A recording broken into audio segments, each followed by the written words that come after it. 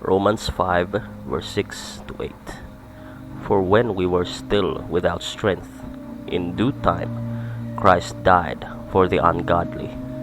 For scarcely for a righteous man will one die. Yet, perhaps for a good man, someone would even dare to die. But God demonstrates His own love towards us, in that while we were still sinners, Christ died for us. Why do people sing Amazing Grace? As a start, let us first understand what grace is. The Hebrew word for grace is hen.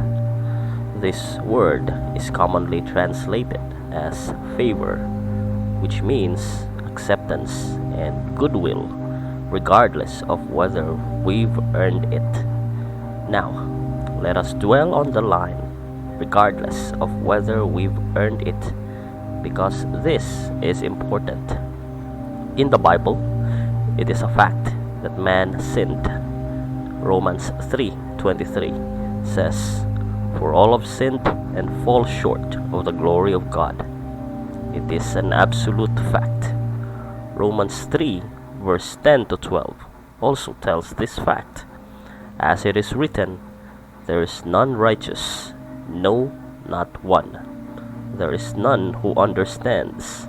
There is none who seeks after God. They have all turned aside. They have together become unprofitable.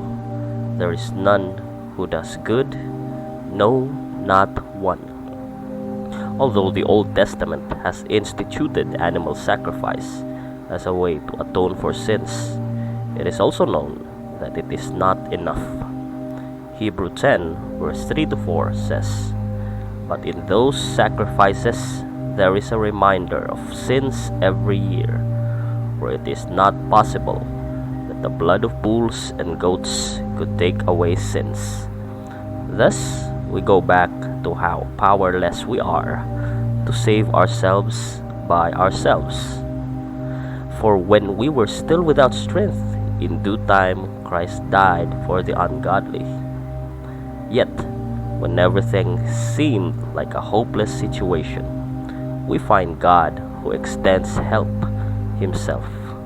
Try and have a look at Genesis chapter 3, or the fall of man. Most would think that God was punishing man for committing sin, but let us take a careful look at verse 15, where it says, and I will put enmity between you and the woman, and between your seed and her seed. He shall bruise your head, and you shall bruise his heel." God was talking to the serpent during this time. But if we are to only treat this in the literal sense, we would be looking at it in a shallow manner. We must remember that every time God talks, He would always have a deeper meaning within His words. God was talking to Satan, who initiated this action in the form of the serpent. And this truth is evident even today. We know that Satan has great hate and enmity towards humanity, as evidenced by how Satan always plots for the demise of man throughout the Bible. But here is where it gets interesting. God says that there would be a battle between Satan and the woman's seed. This verse shows something more profound than punishment. It is a prophecy that will be fulfilled 4,000 years later in the New Testament through the sacrifice of Jesus. The prophecy of "He shall bruise your head, and you shall bruise his heel" would be about how Jesus defeated Satan at the cost of His life on the cross. Now this is where the beauty of salvation comes. God has already extended grace right from the beginning of man's fall.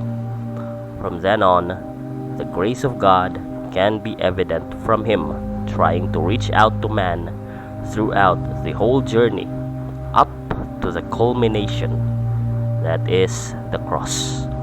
That is why it is said, in due time, because it was at the right time when man needed saving despite not deserving it.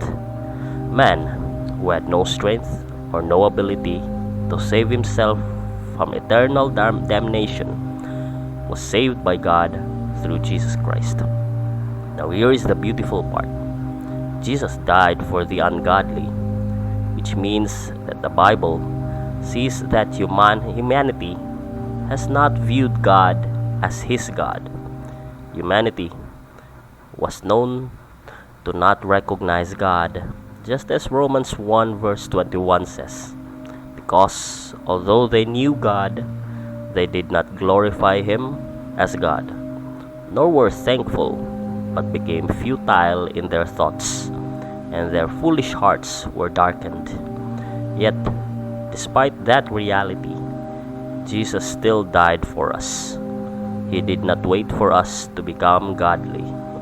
He saw us worth dying, even when we did not see him worth worshiping. Let's go to the next part of the verse. For scarcely for a righteous man will one die, yet perhaps for a good man someone would even dare to die. The next part of the verse is where the Apostle Paul tells us to understand why it is called amazing grace. Common logic dictates that every man would save not others but only himself. That is why it is only logical that one would lay down his life not for another, because we all know that no one is righteous. So by logic, why would you save anyone when we are so busy trying to save ourselves and are already a failure to do so?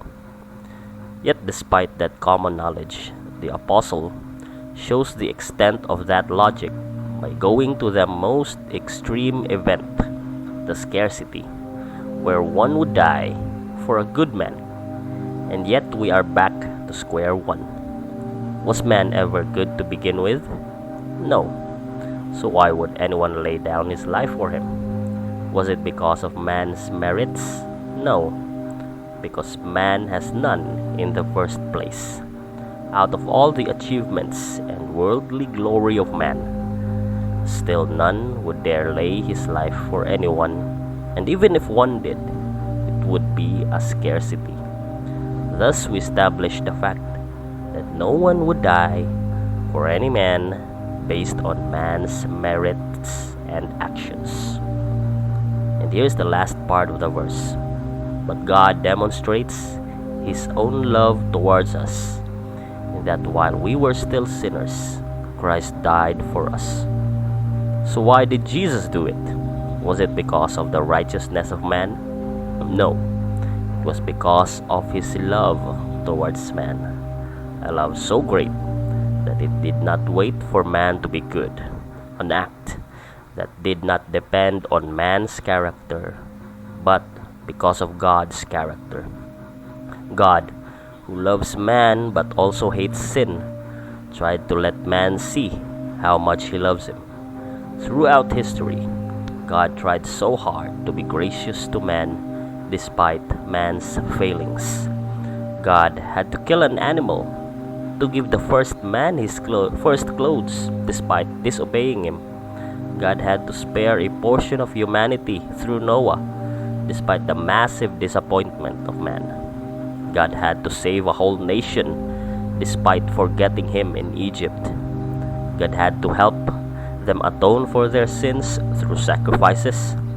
God had to send his prophets to call his people to repentance. Out of all the actions of man, God had to pursue him over and over and over again.